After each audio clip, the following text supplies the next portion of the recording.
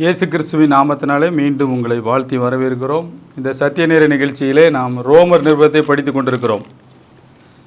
1ஆம் அதிகாரத்தையும் 2ஆம் அதிகாரத்தையும் கடந்த வாரங்களிலே நாம் பார்த்தோம். இந்த நாளிலும் 3ஆம் அதிகாரத்தை பார்க்க போகிறோம். இந்த ரோமர் நிருபத்தை நாம் பார்க்கும்போது அதற்கு ஒரு தலைப்பு நாம் கொடுத்திருந்தோம். Gospel mind renewal reminder.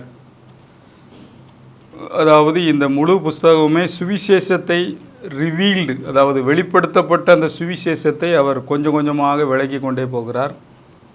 12ஆம் அதிகாரத்திலே அந்த மைண்ட் ரினுவல், நாம் எந்த அளவுக்கு மனம் மறுரூபமாக வேண்டும் என்று சொல்லி இதை ரிமைண்டராக நான் உங்களுக்கு எழுதுகிறேன் என்று கடைசியாக எழுதி முடிக்கிறார். எனவே காஸ்பல் மைண்ட் ரினுவல் ரிமைண்டர் அப்படின்னு சொல்லி 1வது ரிமைண்டர் முதல் அதிகாரத்திலே அவர் தேவனை அறிகிற அறிவு நமக்கு வர வேண்டும் என்று பார்த்தோம். அதுதான் எல்லாவற்றிற்கும் பேஸ். ஒரு மனிதன் ரட்சிக்கப்படுவதற்கு மாத்திரமல்ல, வளர்வதற்கு, ஊழியம் செய்வதற்கு, இந்த பூமியிலே தேவனுடைய சகல ஆசீர்வாதங்களை அனுபவிப்பதற்கு மெயின் சோர்ஸே தேவனை அறிகிற அறிவு. அந்த அறிவு தேவன் அன்பாகவே இருக்கிறார் என்பதிலிருந்து நாம் ஆரம்பிக்க வேண்டும் என்று பார்த்தோம். அதே போல் 2ஆம் அதிகாரத்திலே தேவனுடைய ஐஸ்வர்யம், அது நம்மளை குணப்படும்படி, மனம் திரும்பும்படி நம்மளை ஏவுகிறது. எனவே அவருடைய ஐஸ்வர்யங்களை நாம் அளவில்லாமல் அறிந்து கொள்ள வேதத்தை ஊன்றி படிக்க வேண்டும், தியானிக்க வேண்டும், மைண்ட் ரினுவல் அதிலே நடக்க வேண்டும் என்றெல்லாம் பார்த்தோம். 3ஆம் அதிகாரத்துக்கு வரும்போது இந்த நாளிலே நாம் தியானிக்கிறோம். ரோமர் 3ஆம் அதிகாரம் 26வது வசனம். இதுக்கு ஒரு கீ டெக்ஸ்ட், கீவேர்டு. கிறிஸ்து இயேசுவினுடைய இரத்தத்தை பற்றும் விசுவாசத்தினாலே பலிக்கும் கிருபாதார பலியாக அவரையே ஏற்படுத்தினார். 3வது ரிமைண்டர் இங்கே என்ன எழுத வருகிறார் என்றால், முதலாவது தேவனை அறிகிற அறிவு, 2வது தேவனுடைய ஐஸ்வர்யம், 3வது நீங்கள் பார்ப்பீர்கள் என்றால் கிருபாதார பலி. கிருபை ப்ளஸ் பலி, அதாவது கிருபையினாலே நமக்கு சிந்தப்பட்ட அந்த இரத்தத்தினாலே கிடைத்த அந்த பலி, அது நம்மளை வாழ வைக்கிறது. இது புதிய உடன்படிக்கையின் செய்தி, நியூ கவர்னன்ஸ் சிஸ்டம். இந்த புதிய ஏற்பாட்டின்படி நீங்கள் பார்த்தீங்க அப்படின்னா அழகாக அங்கே எழுதப்பட்டிருக்கிறது. 22வது வசனத்தில் நீங்கள் பார்த்தீங்கன்னா, இந்த அதிகாரம் மிக முக்கியமான அதிகாரம், நம்முடைய வாழ்க்கையை அடியோடு மாற்றக்கூடிய அதிகாரம். உங்கள் கண்கள் இன்றைக்கி திறக்கப்பட போகிறது பாருங்கள். 22வது வசனம். அது இயேசு கிறிஸ்துவை பற்றும் விசுவாசத்தினாலே பலிக்கும் தேவ நீதியே, விசுவாசிக்கிற எவர்களுக்குள்ளும் எவர்கள் மேலும் அது பலிக்கும், வித்தியாசமே இல்லை. ஏன் ஒரு மனிதன் இயேசுவை விசுவாசிக்கும் போது அவனுக்குள்ளே தேவ நீதி வருகிறது. மறந்துடவே கூடாது. 22ஆம் வசனம். அது மாத்திரம் இல்லை, 24ஆம் வசனத்தை பாருங்கள். இலவசமாய் அவருடைய கிருபையினாலே கிறிஸ்து இயேசுவில் உள்ள மீட்பை கொண்டு நீதிமான்களாக்கப்படுகிறார்கள்.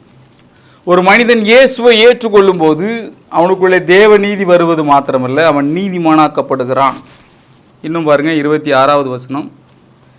கிறிஸ்து இயேசுனுடைய இரத்தத்தை பற்றும் விசுவாசத்தினாலே. அப்போ அவன் நீதிமானாக்கப்படுறது எப்படின்னா, இயேசுவின் இரத்தம் என் பாவத்தெல்லாம் போக்கிட்டு, என் சாபத்தை போக்கிட்டு, என் வியாதியை போக்கிட்டு அவன் நினைக்க அவன் மைண்ட் ரினுவல் ஆக ஆக ஆக அந்த காஸ்பல் அவனுக்குள்ளே கிரியை செய்கிறது. அது இலவசமாக, மறந்துடவே கூடாது.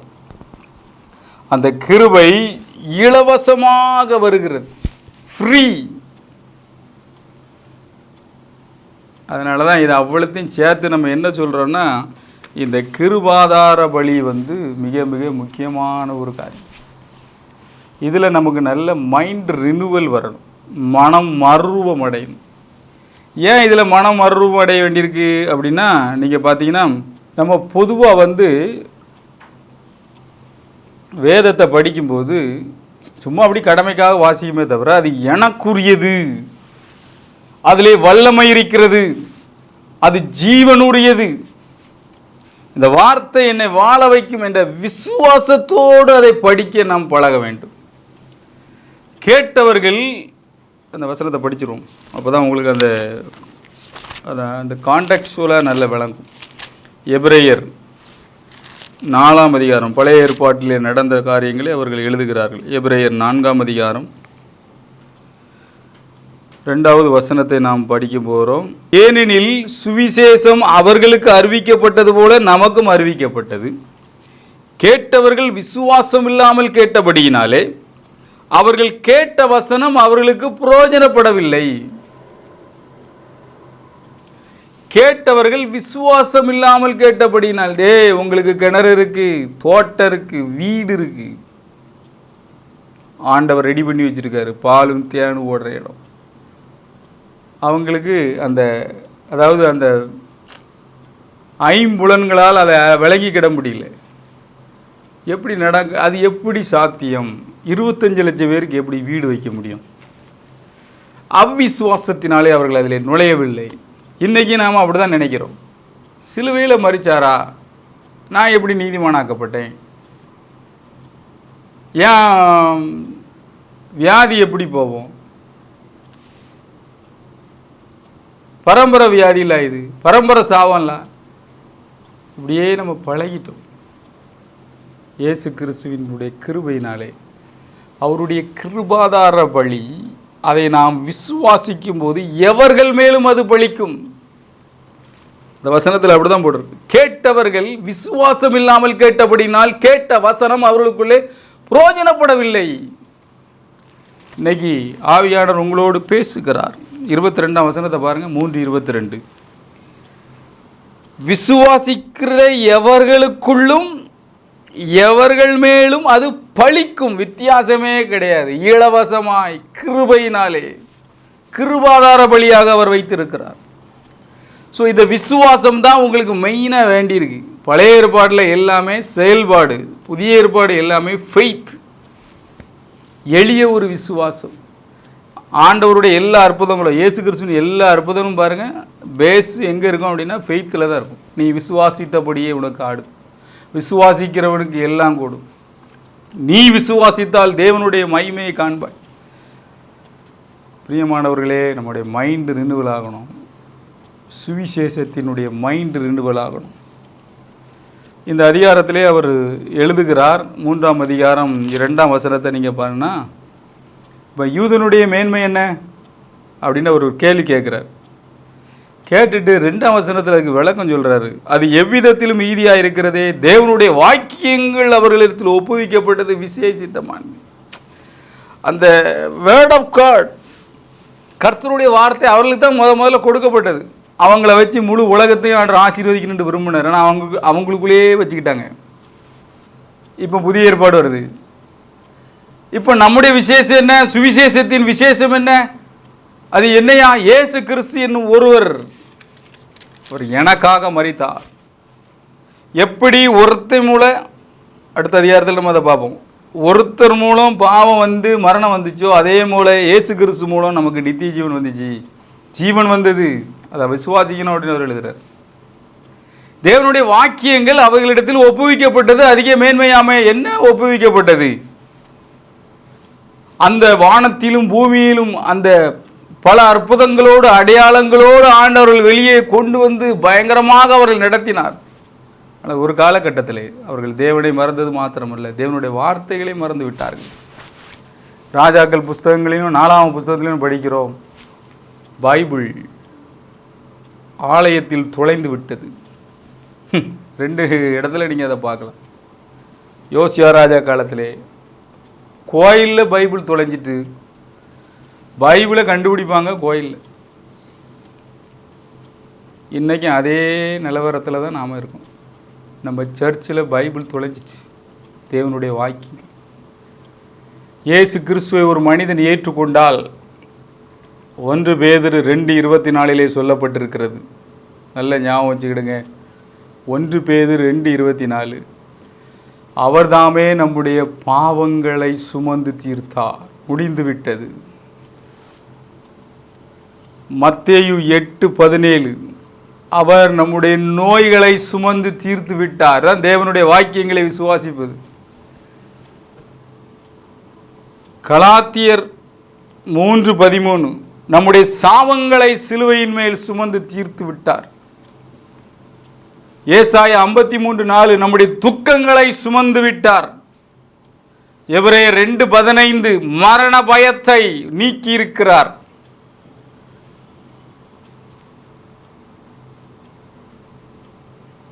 பிரியமானவர்களே, தேவனுடைய வாக்கியங்கள் நமக்கு கொடுக்கப்பட்டிருக்கிறது, அப்படியே மீண்டும் தந்திருக்கிறார் கிறிஸ்துவினாலே. யாரெல்லாம் இந்த வசனம் எனக்குரியது என்று நம்புகிறார்களோ அவர்களுக்கு அது பலன் கொடுக்கிறது, அவர்களுக்கு அது கிரியை செய்கிறது. இது புதிய ஏற்பாடு, இது கம்ப்ளீட்டாக ஃபெய்த்து தான். நம்ம இந்த பழசிலேயே நிற்கக்கூடாது. 20ஆம் வசனத்தை நீங்கள் பார்த்தீங்கன்னா, எந்த மனுஷனும் நியாய பிரமாணத்தின் கிரியினாலே தேவனுக்கு முன்பாக நீதிமானாக்கப்படவில்லை. நியாய பிரமாணம் எக்ஸ்பைரி ஆகிட்டுன்னு போடுறாரு. நீங்கள் ஒரு டானிக் பாட்டில் வாங்கும்போது அதுக்கு எக்ஸ்பைரி டேட், எப்போ முடிந்து போய் காலாவதியான டேட் அதில் இருக்குது. அதே மாதிரி நியாய பிரமாணம் க்ளோஸ் அப்படின்ட்டு கிறிஸ்து நியாய பிரமாணத்தின் முடிவாக இருக்கிறார். ரோமர் 10 அவர் எழுதுவார், அதை நம்ம பின்னாடி பார்ப்போம். இப்போ கிறிஸ்து வந்தபடியினாலே எல்லா நியாயபரமான சாபத்திற்கும் நம்மளை நீங்களாக்கி விட்டார். இது ஒரு புதிய உடன்படிக்கை. இதை நாம் விசுவாசிக்கும் போது அது நமக்குள்ளே கிரியை செய்கிறது. அப்போ நியாயபிரமாணம் வேண்டாம் அப்படின்னு நம்ம சொல்ல முடியாது இல்லை. நியாயபிரமாணத்தை நாம் நிறைவேற்றி விடுகிறோம். அன்பு நியாயபிரமாணத்தின் நிறைவேறுதலாக இருக்கிறது. நான் யாரையாவது நேசிக்கும் போது அவங்க வீட்டிலிருந்து பொருளை நான் திருட மாட்டேன், இச்சையோடு நான் நடந்து கொள்ள மாட்டேன். எல்லா நியாயப்பிரமாணமும் அன்புங்கிற வேடலை வந்துடுது. அதான் தேவனை அறிகிற அறிவு. தேவன் அன்பாகவே இருக்கிறார். அந்த தேவனுடைய ஐஸ்வர்யம் எனக்குள்ளே வரும்போது, அந்த கிருபாதார வழியாக சிந்தப்பட்ட அந்த இரத்தத்தை நான் உணரும் போது நியாயப்பிரமாணத்தை நான் நிறைவேற்றுறேன் என்ன அறியாமலே. ஏனென்றால் கிறிஸ்து நியாயப்பிரமாணத்தின் முடிவாக இருக்கிறார். தேவனுடைய வாக்கியங்கள் அவர்களுக்கு ஒப்புவிக்கப்பட்டது. இதான் ப்ராக்டிக்கல் டிப்ஸ் இந்த அதிகாரத்தில். இதே போல தான் நாமளும் இந்த தேவனுடைய வாக்கியம் நமக்குள்ள நங்கூரமாக பாய வேண்டும், நங்கூரமாக பாய வேண்டும். 29ஆம் வசனத்தை பாருங்க, அருமையான ஒரு வசனம். தேவன் யூதருக்கு மாத்திரமா தேவன், புறஜாதிகளுக்கும் தேவன் அல்லவா? ஆம், புறஜாதிகளுக்கும் அவர் தேவன் தானே.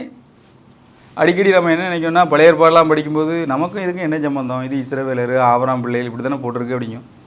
இன்னிலிருந்து உங்கள் கண்ணு திறக்கப்பட்டு இயேசு சிலுவையில் மரித்ததுனால நாம் எல்லாரும் ஆபிரகாமுக்கு பிள்ளையாயிருது. உச்சக்கட்டத்தில் நீங்கள் பார்த்தீங்கன்னா கிறிஸ்து மரித்ததுனால புறம்போக்காக இருந்த நம்ம, புரியுதா உங்களுக்கு? அப்படி தான் எபேசியரில் எழுதுறாரு. புறம்பே இருந்த நம்ம அவருக்கு சொந்தமான ஜனமாக மாறிடுது. இதெல்லாம் நம்ம மைண்டில் திரும்ப திரும்ப திரும்ப திரும்ப திரும்ப உள்ளே வரணும். அதை வாசிக்கிறேன் பாருங்கள். எபேசியர் 2ஆம் அதிகாரம். நாம் எல்லாரும் புறஜாதியர், ஆனால் கிறிஸ்துவை ஏற்றுக்கொண்டபதினாலே தேவனுக்கு பிள்ளைகளாக மாறுகிறோம், ஆபிரகாமின் சந்ததியாய் மாற்றப்படுகிறோம். 11ஆம் வசனத்தில் நீங்கள் பார்த்தீங்கன்னா 8ஆம் வசனம், எபேசியர் 2:8, கிருபையினாலே விசுவாசத்தை கொண்டு ரட்சிக்கப்பட்டீர்கள், இது உங்களால் உண்டானதல்ல, இது தேவனுடைய ஈவு. இதை தான் கிருபாதார பலி அப்படிங்கிறோம். அது கிருபாதார பலி. அவர் என்ன சொல்கிறார் அப்படின்னா, ஒருவரும் பெருமை பாராட்டாதபடி இது கிரியையினால் உண்டானதல்ல, ஏனெனில் நற்கிரியைகளை செய்வதற்கு நாம் கிறிஸ்து இயேசுவுக்குள் சிருஷ்டிக்கப்பட்டு தேவனுடைய செய்கையாக இருக்கிறோம். அவைகளில் நாம் நடக்கும்படி அவர் முன்னதாக அவைகளை நமக்கு ஆயத்தம் பண்ணி இருக்கிறார்.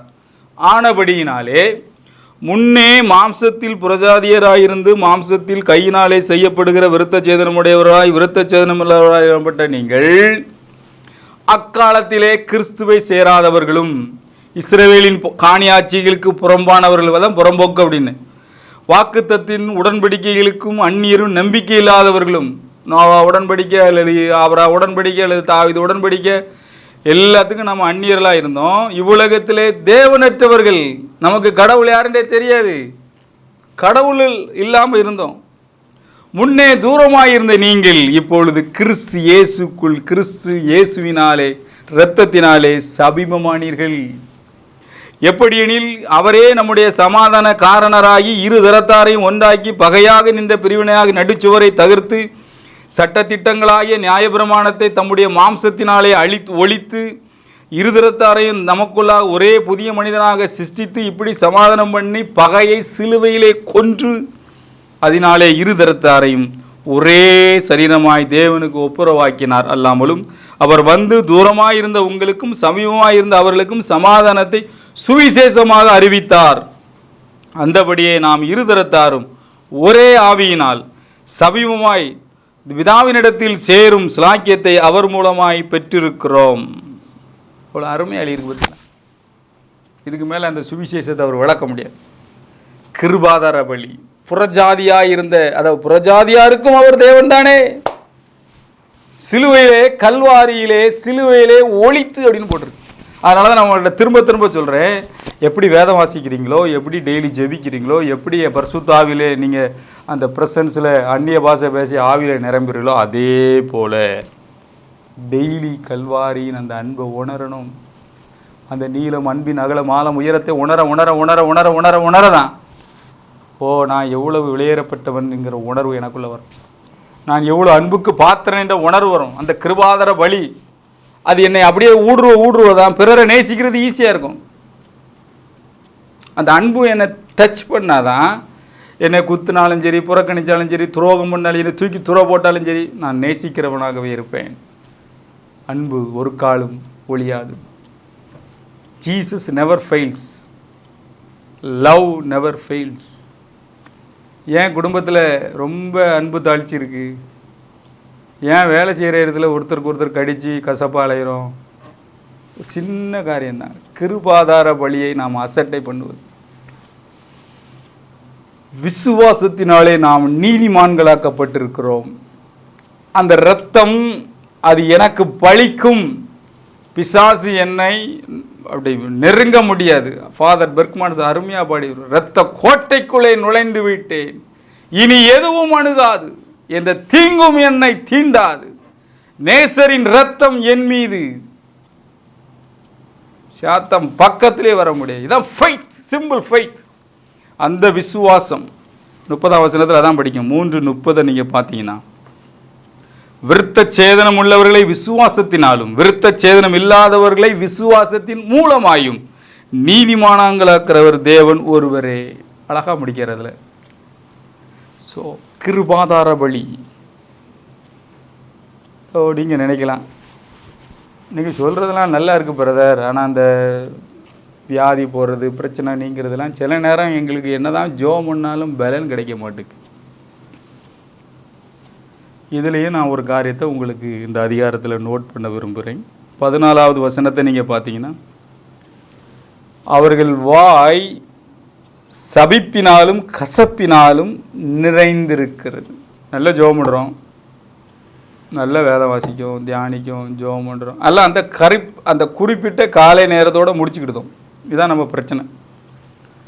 பிறகு என்ன செய்கிறோன்னா, தேவையில்லாததை பேசுகிறோம், தேவையில்லாததை பார்க்குறோம், குப்பையை மைண்டுக்குள்ளே கொட்டுறோம், அவ்விசுவாசத்துக்கு ஏதுவான காரியங்களை டிஸ்கஸ் பண்ணுறோம், பேசுகிறோம். இதெல்லாம் பார்த்தீங்க அப்படின்னா நம்ம மைண்டு ஆக்டிவேட் ஆகாது. வேறு அவிசுவாசம் தான் நம்மகிட்ட ஆக்டிவேட் ஆகும். அதனால தான் வாய் ரொம்ப ரொம்ப முக்கியம். திரும்ப திரும்ப நான் உங்களுக்கு சொல்கிற காரியம் என்னென்னா, இந்த கிருபாதார பலி ஏன் உங்களுக்கு ஆக்டிவேட் ஆக மாட்டேங்குதுன்னா, அதுக்கு ஒரு வசனம் இருக்குது. அது நம்ம சாலமோன் ஞானிகிட்ட தான் போய் படிக்கணும். நீதிமொழிகள் 18ஆம் அதிகாரம். எல்லாரும் திருப்பி கொள்ளுங்கள், ஒரு பெரிய சார்ட்டில் உங்கள் வீட்டில் எழுதி போடுங்க. இன்னையிலேருந்து இது கிருபாதார பலி உங்களுக்கு பலிக்கும். எப்படி பலிக்கும்னு நான் அதில் எழுதியிருக்கேன் பாருங்கள். 20-21 நீதிமொழிகள் 18-20-21. அவனவன் வாயின் பலனால் அவனவன் வயிறு நிரம்பும், அவனவன் உதடுகளின் விளைவினால் அவனவன் திருப்தி ஆவான். மரணமும் ஜீவனும் நாவின் அதிகாரத்தில் இருக்கும், அதில் பிரியப்படுகிறவர்கள் அதன் கனியை புசிப்பார்கள். என்ன பேசுகிறீங்களோ அதுங்க நடக்கும். நாம் தேவனால் உண்டானவர்கள், தேவனுடைய பிள்ளை. நம்ம படைக்கும் போதே ஆதாம் தேவனுடைய குமாரன் தான் போட்டிருக்கு. அப்போ நான் ஆதாமுக்கு பையன், இயேசுவை ஏற்றுக்கொண்டதுனால இப்போ ஆபிரகாமுக்கு பையன், கிறிஸ்துவின் மூத்த சகோதரனாக எனக்கு மாறிட்டார். நான் எனக்குள்ளே தேவ ஆவியானவர் இருக்கிறார், இது தேவனுடைய ஆலயம், கிறிஸ்துவானவர் எனக்குள்ளே இருக்கிறார். அப்போ நான் இந்த மாதிரி தாட்டு திங்கிங் வர வர என் வார்த்தை கவனமாக இருக்கும். ஏன்னா நான் எதை பேசினாலும் நடக்கும். அப்படி தான் போட்டிருக்கு. மரணமும் ஜீவனும் நாவின் அதிகாரத்தில் இருக்கிறது, அதிலே பிரியப்படுகிறவர்கள் அதன் கனியை புசிப்பார்கள். யாராவது உங்களுக்கு ஏதாவது பேசும்போது உங்களுடைய விசுவாசத்தை தூண்டக்கூடிய காரியங்கள் இருந்தால் அங்கே இருக்க வேண்டும், இல்லைன்னா அந்த இடத்த நவுண்டுறது நல்லது. இயேசு கிறிஸ்து அநேக நேரங்களே அதை செய்கிறார். ஏரோதுக்கும் பிலாத்துவுக்கும் சத்தியத்தை அவர் விளக்குவதில்லை, சீடர்களுக்கு விளக்கினார். இயேசுவோ பேசாமல் இருந்தார். இதான் இயேசுவை பின்பற்றுவது.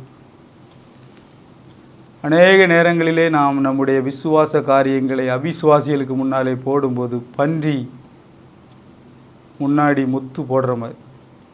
அன்னைக்கு பார்த்தேன், இந்த பண்ணி ஒரு நாள் இந்த வாழைத்தண்டை வெட்டி எங்கள் வீட்டுக்கு முன்னாடி போட்டிருந்தோம். இந்த பண்ணி வந்துச்சு, ஒரு காலை வச்சு அந்த தண்டை மிதிச்சிச்சு, இன்னொரு காலை வச்சு அப்படியே ஒரு பீரிச்சு பாருங்கள், மத்தியில் உள்ள அந்த குருத்தை அப்படி எடுத்து தின்னுட்டு அப்படி போட்டு போயிட்டு. ஸோ இதான் பீரி போடுறது அப்படின்னு நான் நினச்சேன். இதே மாதிரி நீங்கள் விசுவாச காரியங்களை ரட்சிக்கப்படாத ஒரு மனுஷன்ட்ட உட்காந்து பேசிகிட்டு இருந்தீங்க அப்படின்னா, ஏசுநாதர் என்னப்பா அப்படின்ட்டு சொல்லி உங்களை பீரி போடுவது மாத்திரமல்ல, உங்களுக்கும் அவிசுவாசத்தை விதைச்சிட்டு அவன் போயிடுவான். அதனால் அப்படிப்பட்ட பிரசங்கங்கள், அப்படிப்பட்ட ஆட்கள் அல்லது அப்படிப்பட்ட அவிசுவாசத்தை தூண்டக்கூடிய காரியங்கள் நீங்கள் தவிர்க்க வேண்டும்.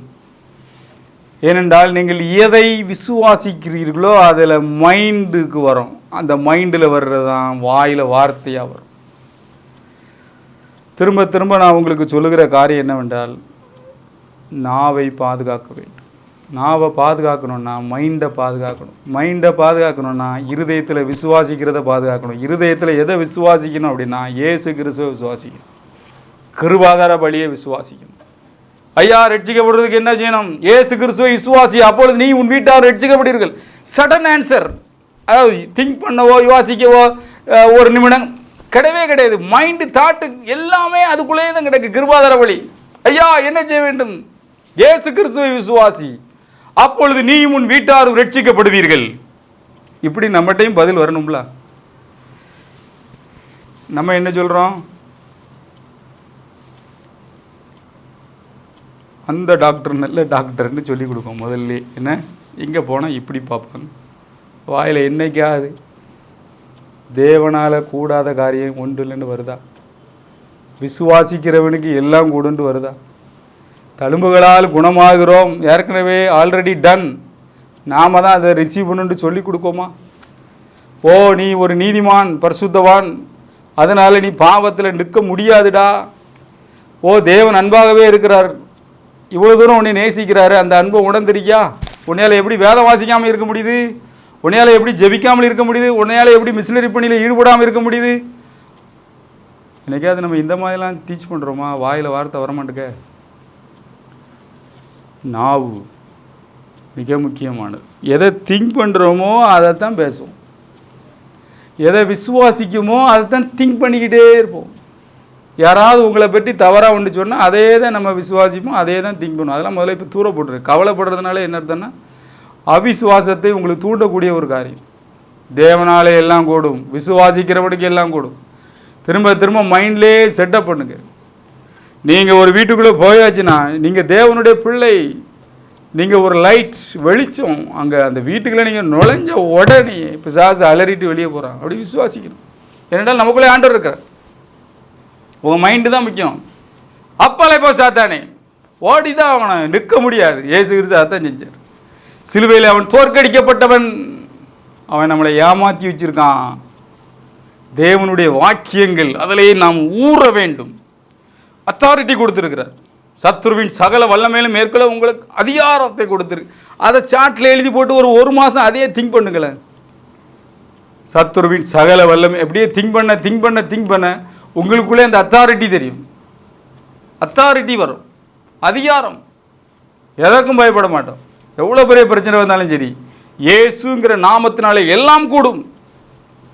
அவ்வளோ பவர் அதில் இருக்கு. ஏன்னா அது ரெசரக்ஷன் பவர், உயிர்த்தெழுந்த வல்லமை. பிரியமானவர்களே, நம்ம வாழ்க்கை அப்படியே மாறிடும். இந்த கிருபாதார பலியை நீங்கள் டெய்லி நினைக்கணும். அதுதான் வல்லமை, அதுதான் பவர், அதுதான் நமக்கு ஜீவன்.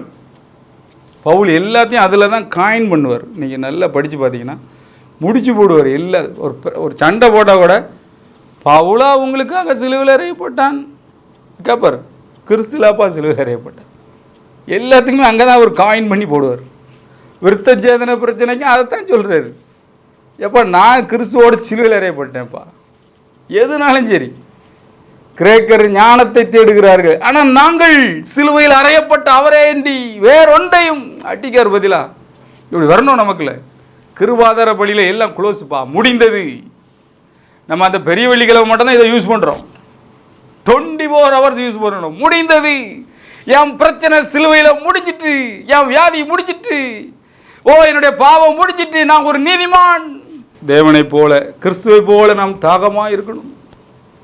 அந்த பிரசங்கத்தை திரும்ப திரும்ப சொல்ல வேண்டியிருக்கு. வேத வாக்கியங்கள் நிறைவேறத்தக்கதாக தாகமாக இருக்கிறேன் என்றார். அதாவது நம்முடைய எல்லா பிரச்சனைக்கும் முடிவு இயேசுங்கிற நாமத்தில் இருக்கிறது. நீங்களே ஏதாவது ஒரு பிரச்சனை தான் சொல்லி பாருங்க, வாயை திறந்து அறிக்கை பண்ணுங்க, இயேசுவின் நாமத்தினால் இந்த பிரச்சனையை வெளியே போ அப்படின்னு சொல்லி மலையை பார்த்து பேசுங்க. ஆண்டவர் அப்படி தான் நமக்கு டீச் பண்ணி கொடுத்துருக்கிறார். அத்திமரத்தை பார்த்து பேசுகிறார், பட்டு போய்விட்டு. அதான் அவர் சொன்னார், மலையை பார்த்து பேசு, அது கடலில் போய். அதே மாதிரி உங்கள் பிரச்சனையை பார்த்து பேசுங்க, பேசி பாருங்க. இயேசுவின் நாமத்தினாலே ஜெயம் கொடுக்கிற தேவனுக்கு ஸ்தோத்திரம். இந்த நாளிலே கிருபாதார பலியை நாம் உயர்த்தி பிடிப்போம். கிருபாதார பலியை நாம் உயர்த்தி பிடிப்போம். அந்த விந்தை கிறிஸ்து இயேசு, அந்த சிலுவையின் மேன்மை நமக்கு பெரிதாக தெரியட்டும். இந்த அன்புக்கு ஈடாய் நாம் என்ன செய்ய முடியும்? இந்த அன்பே நம்ம மைண்டை ரினிவல் ஆகட்டும். இதுதான் சுவிசேஷத்தின் வெளிப்பாடு, வெளிச்சம். ஸோ நாம் தலைகளை தாழ்த்தி ஜெபிப்போம். தேவ நீதி அந்த பலியினாலே நமக்கு கிடைத்தது. நாம் நீதிமான்களாக்கப்பட்டிருக்கிறோம். கிறிஸ்துவின் இரத்தத்தை நாம் விசுவாசிக்கும் போது எல்லார் மேலும் அது பலிக்கிறது. வித்தியாசமே கிடையாது. அது ஒரு கிருபை. இதை நாம் உணர்வோம். நல்ல பிதாவே, உமக்கு நன்றி. இயேசுவின் நாமத்தினாலே நாங்கள் இப்பொழுதும் கேட்ட சத்தியத்தின்படி சிலுவையில் அறையப்பட்ட அவரே அன்றி வேறொன்றையும் நாங்கள் அறியாதிருக்க தீர்மானிக்கிறோம். ஆண்டவரே, எங்கள் வாழ்நாள் முழுதும் இதுதான் எங்களுடைய ப்ராஜெக்ட். ஆண்டவரே, கிறிஸ்துவையே நாங்கள் முதன்மைப்படுத்த, கிறிஸ்துவை அறிகிற அறிவு எங்களுக்கு நித்திய ஜீவன். ஆண்டவரே, அந்த அன்பிலே நாங்கள் ஊறத்தக்கதாக நாளிலே எங்களுக்கு கண்களை திறந்து விட்டீங்களே, நன்றி. கேட்ட ஒவ்வொருவரையும் கண்களையும் திறந்து விட்டீங்களே, நன்றி. ஆண்டவரே, எல்லா கணத்தையும் மகிமையும் உமக்கே செலுத்துகிறோம். இயேசு கிறிஸ்து மூலம் வேண்டுகிறோம் நல்ல பிதாவே. ஆமேன், ஆமேன்.